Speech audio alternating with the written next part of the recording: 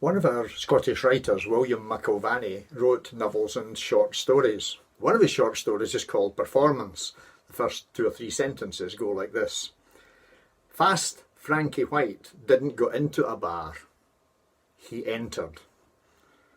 He felt his name precede him, like a fanfare he had to live up to. Jesus' follower, Peter, was a bit like Fast Frankie. When Peter went into a room, you noticed him, and if you didn't notice him, he made sure you did. It was the way he spoke, the way he kind of took centre stage, the way he spoke sometimes out of turn, and sometimes, as some people say, he opened his mouth and put his foot in it, which he did a few times in the Gospels. But he was a leader. He was somebody who was full of passion, and when it came to love and affection and friendship, he gave it everything. You could be sure that if he had your back, you were okay. At least you'd think so. For 3 years, Peter was Jesus' friend, his disciple, his learner. But often, Peter would find himself saying things that either got him into trouble or he had to be corrected. It's not just enthusiasm, though. Sometimes Peter would promise more than he could deliver. Because we do, don't we? We sometimes imagine ourselves stronger than we are.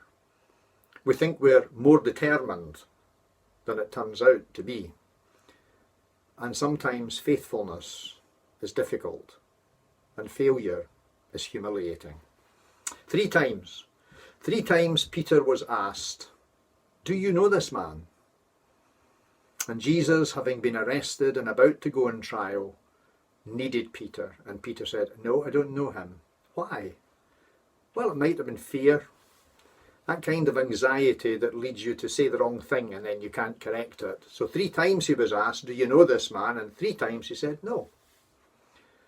Self-preservation is a very powerful instinct, and I guess self-sacrifice for all of us is a hard ask. After Jesus died, and that morning of the resurrection, Peter and his pals had gone back to what they knew, fishing. Fishing was Peter's comfort zone. He had a skill set that enabled him to be good at it. 10 times longer than the time he spent following Jesus, Peter had been a fisherman. But that night he caught nothing. And then there was this stranger on the shore. And every time I read that passage in John's Gospel and think of that phrase, stranger on the shore, yes, I do. I think about Acherbilk. But leave Acherbilk to the side just now with his lovely music, and let's take Peter as he meets Jesus for the first time after having denied him 3 times. And Jesus takes Peter into his confidence. He talks to him over the embers of a charcoal fire.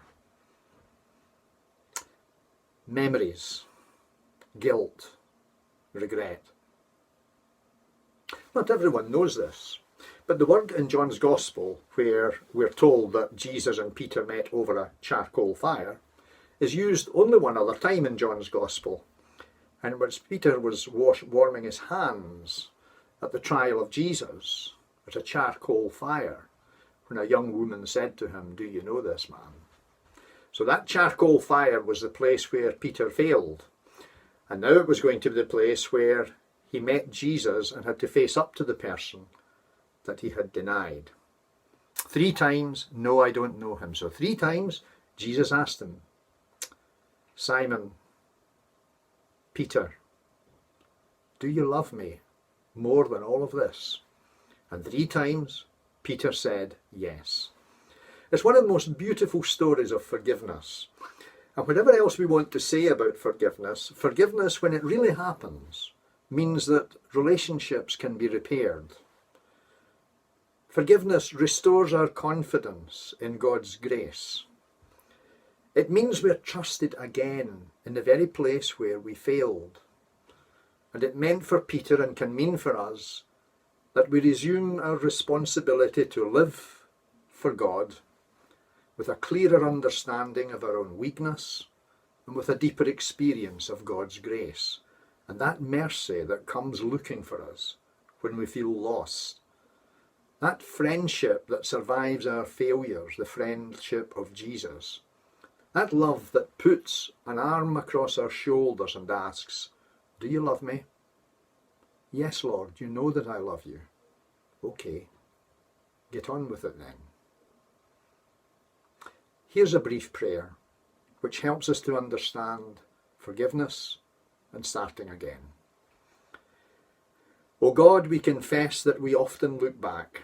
We look back on mistakes we've made, what we've left undone, people we've hurt, excuses we've made. We see these as things for which we feel guilty.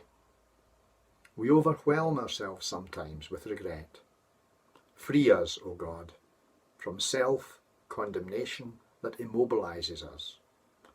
Allow us to remember that you call us to look back and to remember those times of joy, to remember those people who were kind and compassionate to us, to remember that we did the best we were able most of the time, and to remember that your journey with us each day of our lives.